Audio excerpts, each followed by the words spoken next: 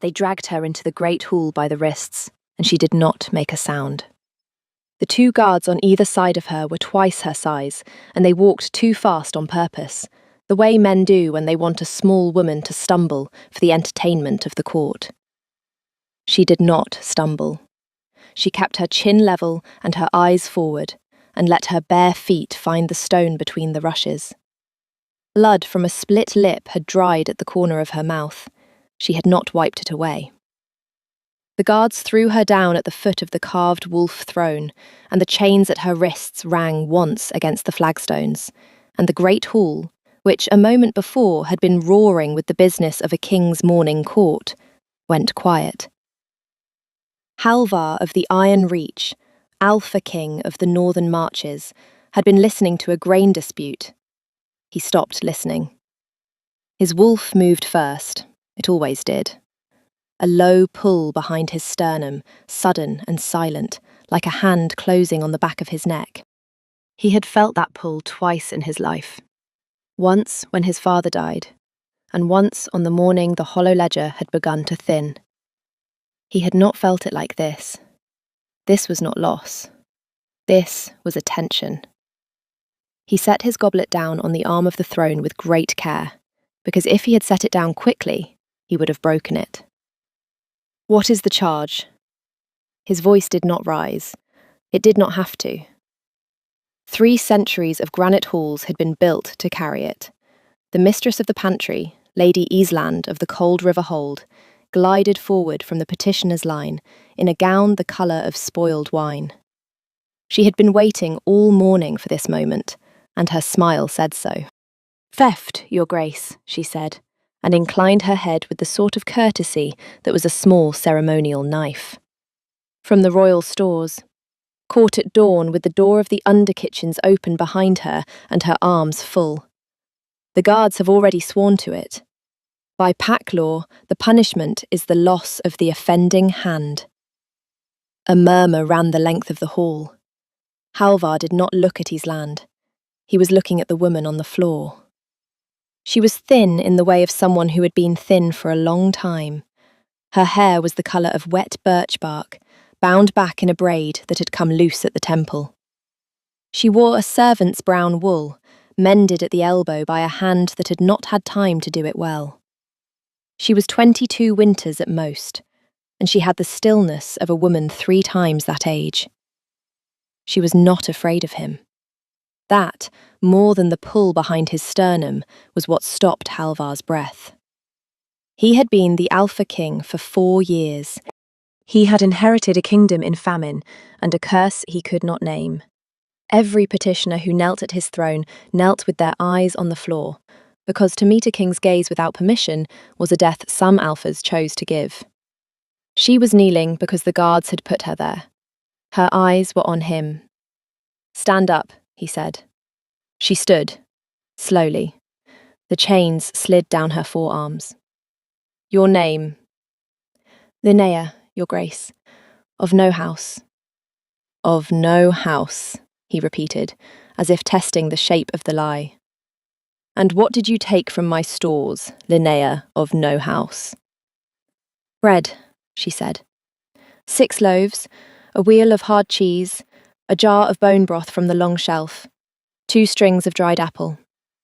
She did not lower her eyes. "I would have taken more, but the broth was heavy." Lady Island's smile sharpened. "She admits it, Your Grace. Plainly. Hand the verdict, and the morning may move on." Halvar did not look at her. "And what did you do with the bread, Linnea of no house?"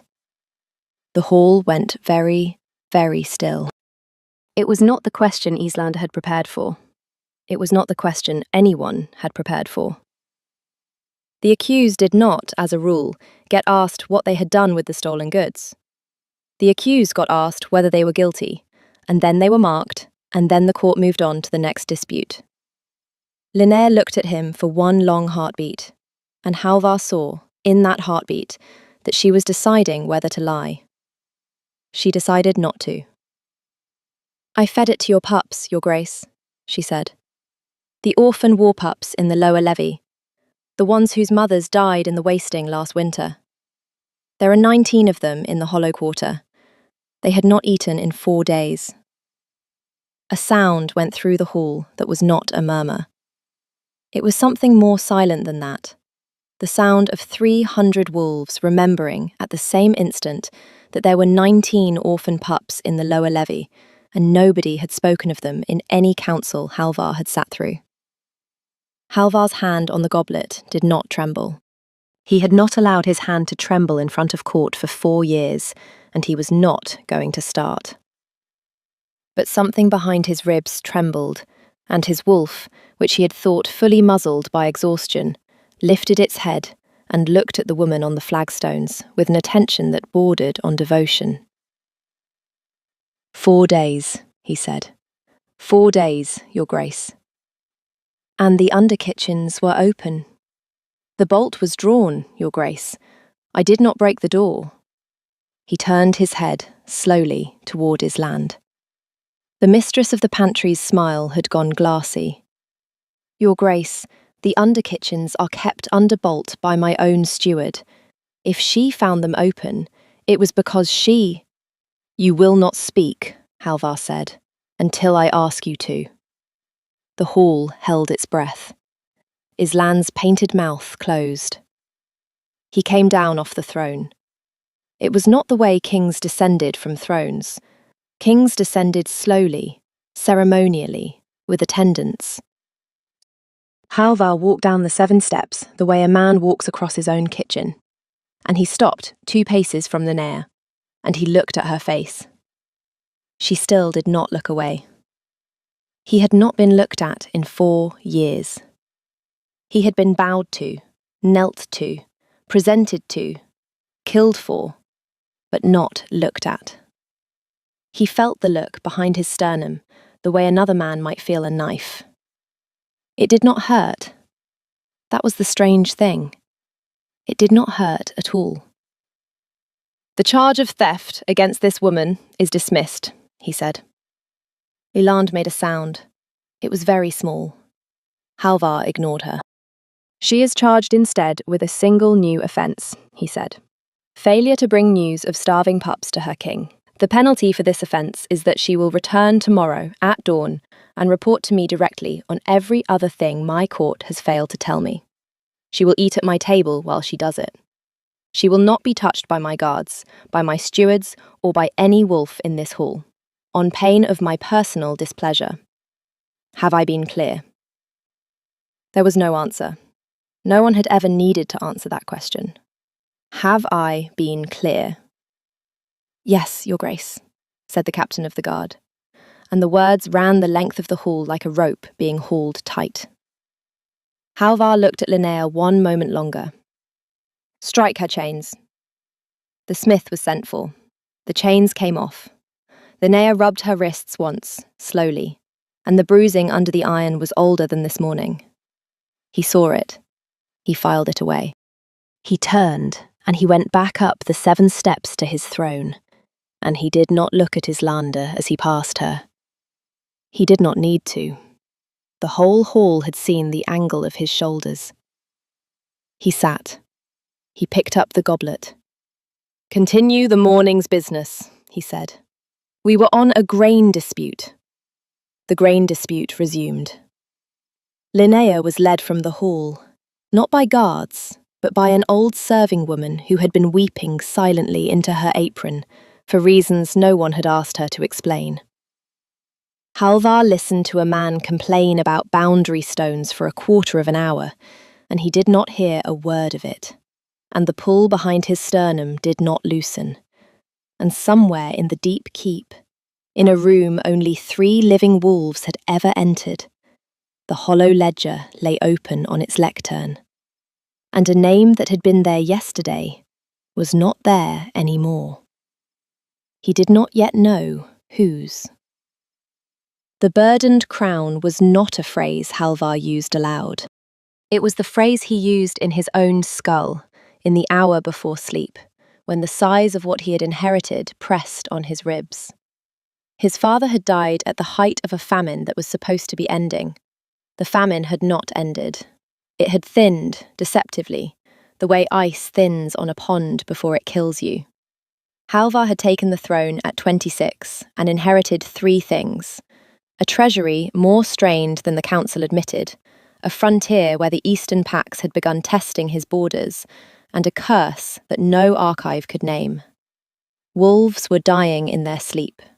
Not many. One in a season at first, then one in a moon, then, this past winter, 3. They went to bed unwounded. They did not wake. The healers found nothing. The master of provisions, old steward Garrick, who had served Halvar's father and had taught Halvar to read, had told him, gently and at length, that this was the slow tax of a long curse on the bloodline. That no Alpha King of the Iron Reach had ruled without one, and that the only known mercy was time. Halvar had not been raised to accept mercies he could not measure. He had asked Garrick to bring him the Hollow Ledger. Every Alpha King of the Iron Reach kept the Hollow Ledger. It was bound in black leather, and the leather was older than the kingdom. Inside, in a hand that changed each century, was written the name of every wolf under the king's protection. Each name was bound to its bearer by the old magics, the way a wedding ring was bound to a marriage. When a wolf died, the name faded from the ledger by the next dawn, softly, like ink being slowly drunk by paper. Halvar had begun reading the ledger every night. At first, he had read it to learn his pack. Then he had read it because the names were going faster than they should. He was reading it now.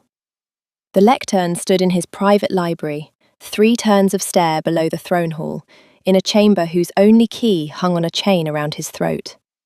A single lamp burned. The names of his people ran in narrow columns down the long pages, and Halvar's finger moved down them, slow as a man counting bones. He came to the 3rd column on the left page, and he stopped. Old Bregga, wet nurse to 2 generations of war pups. He had spoken to her 3 days ago. Her name was the grey of paper. The ink was already gone. He stood for a long time without moving. Then he reached up to the chain at his throat and took the key off it and slid it back into the lock of the cabinet where the ledger lived, and he closed the cabinet, and he went up the 3 flights of stair, and he sent for steward Garrick. He did not send for him to ask why the orphan pups had not been fed. He had not yet thought of the pups. He sent for him to ask why old Bregga had been alive on Tuesday and gone before Wednesday's dawn. Garrick came. Garrick was a thin, neat man of 60 winters, with hair the colour of wet stone and eyes that had taught a generation of princes to write their first letters. He took Halvar's hands when he entered, the way an old tutor takes the hands of a boy he has watched grow into something difficult. "My king," he said, "the wasting takes whom it takes. Bregga was full of years. Do not torment yourself." "Bregga was 64, Halvar said. "Her own mother lived to 90. She was not full of years." The bloodline curse. Why does it strike old wet nurses, Garrick? Tell me how a curse on my bloodline kills a woman who is not of my blood. Garrick's eyes were patient. They were always patient. "Your protection extends beyond your blood, my king. The ledger holds the whole pack. The cost of the curse is paid by the pack." It was, Halvar thought, a very good answer. It was a very good answer, because he had already half believed it. Garrick had been giving him very good answers for 4 years. He said nothing else. He let Garrick take his leave. He went to his window and looked out at the hollow quarter, the lower levee where the orphan war pups slept, and he had no idea, yet, that they had not eaten in 4 days. He thought, instead, of a woman who had looked at him without permission and had not looked away. Linnea returned at dawn. She came through the small east door, escorted by the same weeping serving woman, who turned out to be called Mira and to be the housekeeper of the underkitchens, and to be the one who had drawn the bolt for her. Mira left her at the threshold of the morning hall and made a small bow that was half a benediction and went away. Linnea walked into a room that had been emptied for her. Halvar was already there. He had been there for an hour. There was bread on the table, and butter, and a pot of honey, and a pitcher of milk still warm from the cow, a wedge of soft cheese, the long winter sausage, a bowl of late apples. There were 2 chairs, and no servants, and no guards. He stood when she came in. He had not stood for a guest in 4 years. "Sit," he said. She sat. She did not eat. He poured milk into her cup. He did not pour any into his own. "Eat first," he said. "Then we speak." She looked at the bread for a long moment. Then she looked at him. "Your Grace, the pups in the hollow quarter have been fed since first light. 6 wagons. I sent them myself before the cock crowed. There is cooked stew in iron pots and bread in baskets, and enough for a week. Eat." A small sound came out of her. It was not a sob. It was the sound a wolf makes when it lays down a weight it has been carrying for so long it has forgotten how to set things down. She ate. She ate the way a person eats who has been giving food away for months, not greedily, but with the careful attention of someone who knew what each bite cost. He watched her hands. They were red at the knuckles, cracked from cold water and lye. When she had eaten enough that the colour had returned to her mouth, she set down the bread and folded her hands in her lap. "Ask me, Your Grace." "Why did no one tell me about the pups?" "Because no one in your court goes to the hollow quarter," she said. "It is below the lower levy. It is where the ones with no mothers and no fathers and no house go. There has been no pack mother appointed since old Bregga fell ill. There is one woman, the smith's widow, who comes to feed them when she can spare it. I came when I could spare nothing." "How long have they been hungry?" "Hungry, Your Grace, or starving?"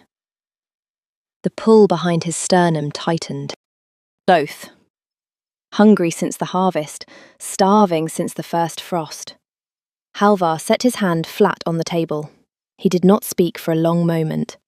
When he did, his voice had a flatness in it that he had not allowed himself in 4 years. "Why are the royal stores full?" "They are not, Your Grace." He looked up. "I spent 2 months in those underkitchens," she said quietly. "I was sent there as a debt servant by my mother's household, the autumn after she died. I scrubbed the long shelf, and I counted the jars, and I watched what came in and what went out.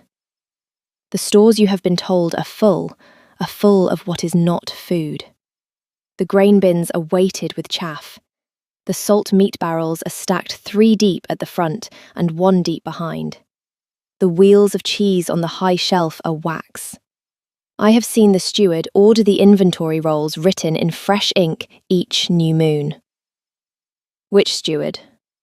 She hesitated. It was the first hesitation he had seen in her, and it told him more than her answer would. "The mistress of the pantry, Your Grace, Lady Easland." He did not move. "You are accusing my court's mistress of the pantry of falsifying the royal inventory?" "I am, Your Grace." "You understand what happens to a debt servant who accuses a noblewoman in this kingdom?" "I do." "And you came back at dawn anyway?" "I came back at dawn anyway, Your Grace." Halvar looked at her. He looked at her for a long time. He was the most powerful wolf in the northern marches, and he had not, in 4 years, met anyone who would say a difficult thing to him without burying it in courtesy first. He felt his wolf settle inside his ribs, the way a hound settles at the foot of a bed it has been looking for. Linnea of no house, he said softly. What else? There is something wrong with your library, Your Grace. He went very still. You have a black book, she said. I do not know its name. I have only seen the chamber once, when I was sent to mop the lower stair after a flood. The cabinet was open. I saw the book. I saw a hand at the lectern that was not yours. His mouth went dry. Whose hand? I could not see, but the hand was writing in the book, Your Grace. It was crossing names out. He did not bring her to the library that night. He brought her to the library at the hour before dawn, 3 days later, after he had watched Garrick at every meal, after he had watched Elander at every council, after he had quietly asked the captain of his guard, a woman named Bryn, of the wolf line of his mother, to count the bolts on the under-kitchen doors and report only to him. Bryn had counted them. There were 2 bolts. One was Islander's. The other was a bolt Halvar had never been told existed. It hung outside the steward's door, Garrick's door. Halvar took Linnea down into the library at the hour before dawn. He brought a single lamp. He brought the chain from his throat. He unlocked the cabinet. He set the hollow ledger on its lectern, and he opened it. Tell me what you see. Linnea bent over the page. Her braid had come loose at the temple again. He had begun to think of her hair as a thing that did not stay where she put it. He set the lamp closer. Names, she said. Hundreds of names. They are not all the same age. Some of the ink is old, some is... She stopped. Some is what? Some is wet, Your Grace. He looked. A single line, halfway down the right-hand page. The name beside it was Aldis, second daughter of the smith of the Hollow Quarter. 6 years old. The strike through her name was crossed in ink that had not yet dried. Halvar did not breathe. The hollow ledger had recorded death for 300 years. The names faded on their own, gently, drunk into the paper by the slow magics. They did not get crossed out by a hand. He had not, in 4 years of reading the ledger, seen a single name struck through. He was looking at one now, written in the hour before dawn. It is being written in, Linnea said quietly. Your Grace, your curse. Your curse is not a curse. Someone is killing your pack with this book. The lamp flickered. Behind them, very softly, the door of the library opened. It opened on its own hinges, because the latch had been left raised, because Halvar had wanted both his hands free for the ledger. The thing that came through the door first was a smell. Old leather oil. A particular oil, distilled from a plant that grew only in the eastern marches. Halvar had smelled it on the gloves of eastern emissaries his entire life. He had also, he realised, smelled it on Garrick's gloves every morning since he was a boy. He did not show his hand. He could not show his hand, because the man who had taught him to write his first letter was the man whose oil he had just placed. And Halvar, who was 26 and drowning in a kingdom and had loved Garrick like a father since his own father had died, could not yet make himself believe it. He let Linnea leave the library by the inner stair. He locked the cabinet. He closed the ledger inside it. He went up to the throne hall and called a small council, and he watched Garrick's face at the council, and Garrick's face was the face of a man who loved him. Halvar went to bed, and he did not sleep. In the morning, Lady Island was found in her own chambers, with the inventory rolls open before her, and a small dagger sunk neatly between her ribs from the back. The dagger was Island's own. The court called it a noble woman's shame. Halvar called it a silenced witness. Bryn, the captain of his guard, called it nothing aloud. She came to him in his solar and said only, "Your Grace." The dagger went in at an angle no woman of her height could reach on her own back. "Whoever told you she did this to herself is lying to you." He nodded once. He did not ask who had told him. He already knew. He sent for Linnea. She came not as a debt servant now, because he had, at the last council, declared her of his household. She came in a dress of charcoal grey that Mira had altered in a single night. And she came without escort, because the wolves of his keep had learned in 3 days not to put their hands on her. And she came into his solar and stopped at the threshold and waited. "They killed her," he said. "Islander. To stop her from confessing the inventory." "Yes, Your Grace." "It was Garrick." "Yes, Your Grace." "Why?" he said. "He raised me." She did not answer. She did not have to. He had not really asked her. He had asked the room. He stood at the window for a long time. The hollow quarter was below him, smoke rising from the cook fires Linnea had ordered relit, a sound coming up the rocks that he had not heard in his keep in 2 years. The sound of pups. Pups laughing. "He has been killing them," Halvar said, "with the book. For 2 years. The book is older than him, Your Grace. He did not make the curse. He found a use for it. How does he use it? I do not yet know. But I know this. The strike-through I saw was in fresh ink. Whatever he is doing it physically. The book is not killing on its own. It is a weapon, and he is wielding it." She turned from him then, and went to the table, and laid both her palms flat on the wood. "Your Grace, there is something you have not told me about the ledger." "There is much I have not told you about the ledger." "Has a name ever been written into it, rather than crossed out?" He looked at her. "It is a closed book," he said. "A name appears when a child of the pack is born. The book writes it. No hand has ever added a name to the hollow ledger. So you believe. So 300 years of Alpha Kings have believed."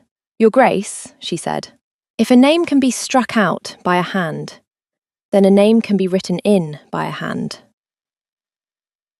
If you are with us this far, set a small mark on the post. The listening pups appreciate it more than you know. Now back to the keep." He had been about to test it. He had been about to take a quill and his own blood and write a name back into the ledger to see if the magics would obey, when the second blow fell. Garrick struck before Halvar could. 3 things happened at once. The first, Bryn's second-in-command, a young beater named Osric, was found at the foot of the watchtower stair with his neck broken and his sword unsheathed. He had been climbing toward Halvar's solar.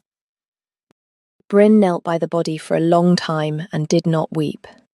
And when she stood up, she said only, "He was bringing you Garrick's coded letters. The pouch is gone."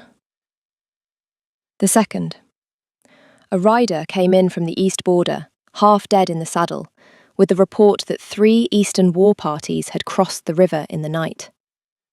They had crossed at the exact ford the steward had told Halvar was being watched. The third, a bell rang in the lower keep that no one had rung in Halvar's lifetime. The bell was the hollow ledger bell. It rang when the book itself was disturbed. By the time Halvar reached the library, the lectern was empty. The hollow ledger was gone. So was Steward Garrick. So was Linnea. He stood in the empty library, and the lamp was guttering on the lectern, and there was a single drop of fresh black ink on the floor, and he could not, for the length of 3 breaths, make his lungs work. Then he made them work, and he sent for Bryn, and he saddled his own horse, and he rode. The forest border between the Iron Reach and the eastern marches ended at a circle of standing stones. The stones were older than the kingdom. The alphas of the Iron Reach had been crowned at them since the first one, and Halvar had been crowned at them 4 years ago, in a winter so cold the ink on his oath had frozen before it dried. Garrick had taken Linnea to the stones. Of course he had. The hollow ledger was an instrument of the old magics, and the old magics had to be wielded at a place the magics knew. Halvar had been brought to the stones at his coronation. Garrick had been the man who lifted him to the central altar when his father's bones were not yet cold. Halvar came over the ridge alone. Bryn and a half-score of warriors held the tree line at his order. He had not wanted the pack to see what he was about to see, in case he could not bear it. Linnea was on her knees at the central stone. She was not chained. She did not need to be. Garrick had a slim, curved knife at the hollow of her throat, not against the skin, 3 fingers away, the way a man holds a knife when he wants to be gentle and to be obeyed. The hollow ledger lay open on the altar before her. A small clay pot of fresh ink stood beside it. A quill rested across the page. Garrick saw Halvar at the ridge, and Garrick smiled. The smile was not cruel. That was what made it terrible. It was the smile he had given Halvar at 7, when Halvar had finally written his own name without help. "My king," Garrick called. "Come down, let us speak." Halvar came down. He came down slowly, his hand on the hilt of his sword, but not on the blade. The pull behind his sternum was loud now. It was not pulling toward Garrick. It was pulling toward the woman on her knees, and the pull said, "She is alive. She is alive. She is alive." He stopped 4 paces from the stone. Linnea's eyes met his.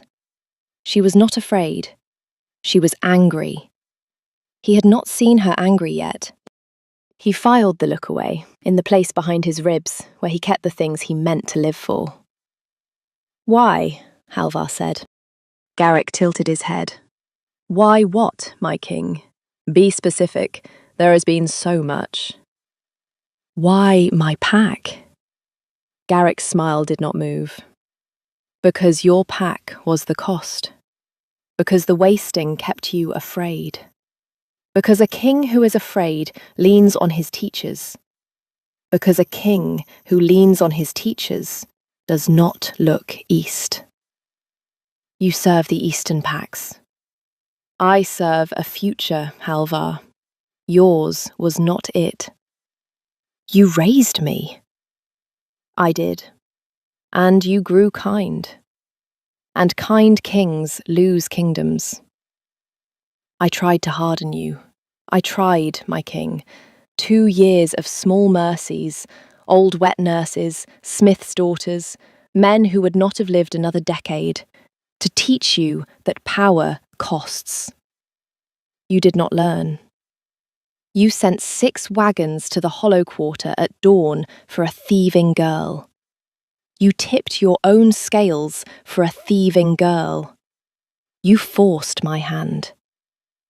"And the pups," Halvar said. "Islander's stores, the starving pups." "Islander was a lever," Garrick said, almost regretfully. "She kept the stores thin so that the pack's hunger pressed on you. She did not know about the ledger. She would not have approved." He shrugged. "She approved of very little." Linnea, on her knees, had not moved. Her eyes were on the open page. She said, very quietly, "He is going to write your name, Halvar." It was the first time she had used his name. He felt it land like a hand on his chest. Garrick's eyes flicked to her. "Quiet." "He has the quill ready," she said. "He has fresh ink. The knife is the threat. The book is the kill. If he writes your name, the magics will take it before dawn. He has done it to 19 wolves in 2 years. I saw it last night. The strike-through was wet."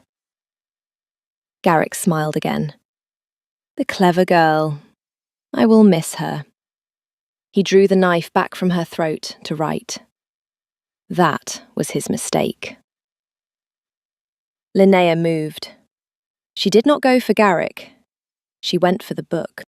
She lunged across the altar and slammed her palm flat onto the open page, and her palm came up bloody. She had cut it on the quill nib in the same movement, fast and deliberate, a debt servant's trick of opening a hand on a sharp thing without flinching. And she dragged her bloody palm down the page. A name appeared under her hand. It was not crossed out. It was written in. It said, Halvar of the Iron Reach. The air went out of the clearing. Garrick's smile broke. What have you? You said a hand could cross a name out, Linnea said. Her voice was shaking now, finally, but not with fear, with effort. I said a hand could write one in. He had no name in your book, Garrick. The alphas of the Iron Reach were never bound to the ledger. They were the ones who held it. He was outside its reach. And you have been writing names in the spaces around him, and now... She pressed her bleeding palm down harder. Now he is in it, with the rest of his pack, with every wolf you have killed. And the magics know whose hand wrote him in. The hollow ledger trembled. Halvar felt it through his boots. He felt it through the flagstones a quarter mile away. The pull behind his sternum surged, and his wolf rose to the surface, eyes shifting copper, claws lengthening. For the first time since the morning of his coronation, his wolf rose without his permission, and he let it. He moved. He moved between Garrick and Linnea before the old steward could finish raising the knife. The knife came in.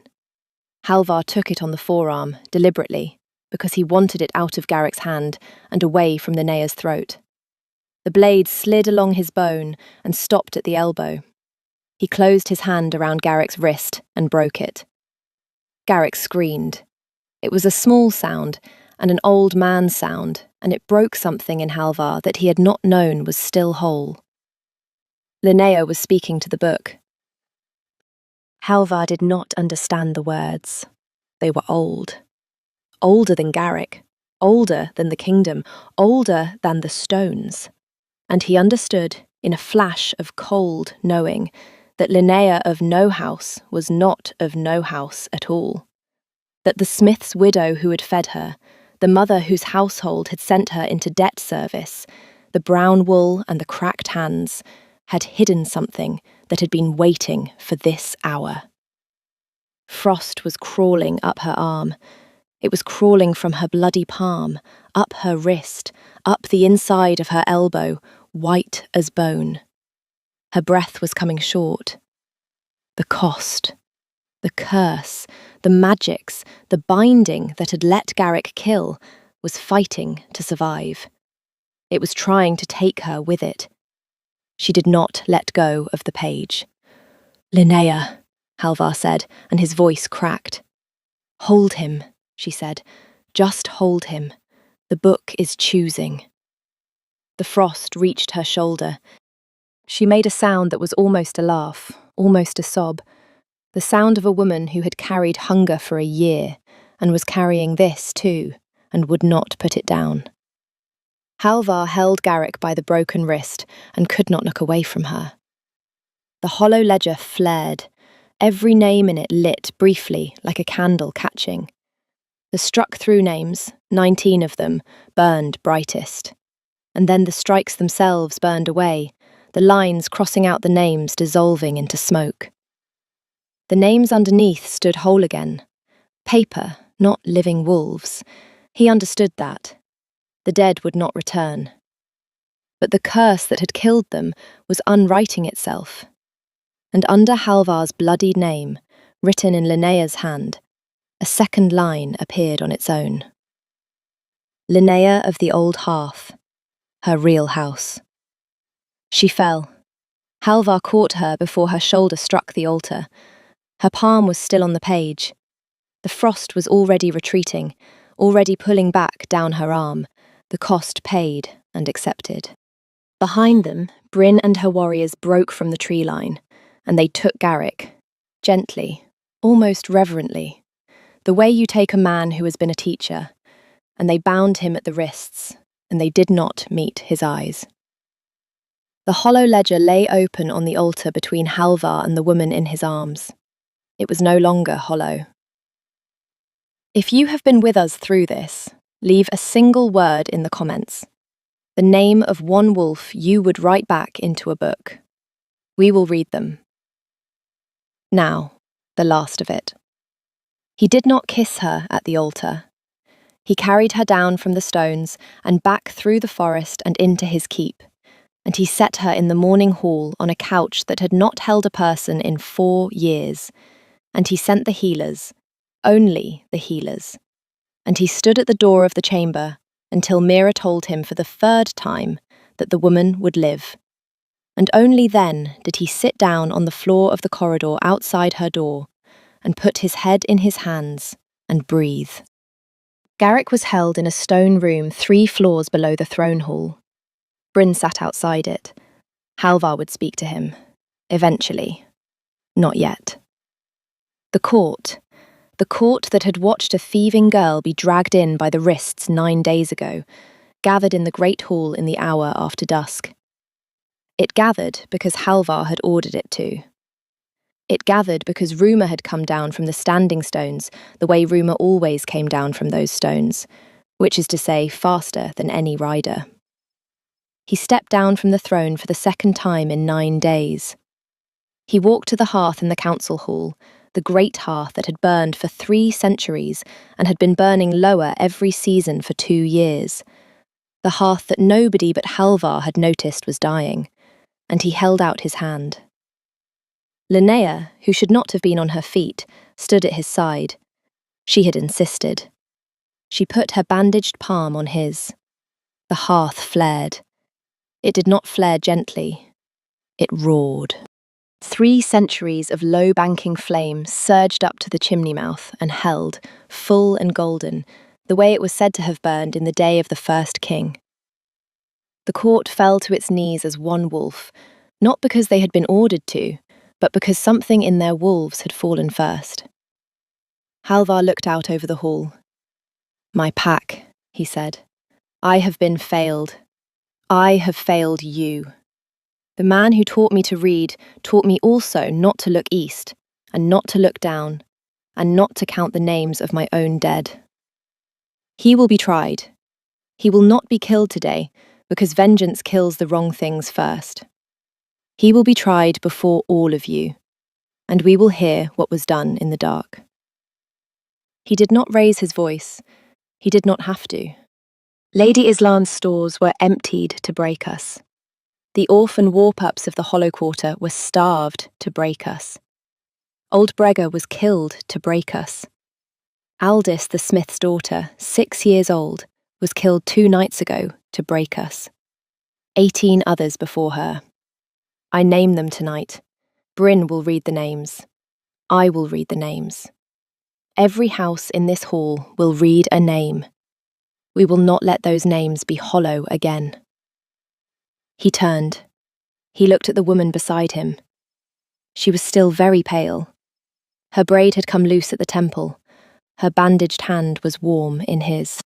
"Linnea of the Old Hearth," he said, and the hall went still on her name.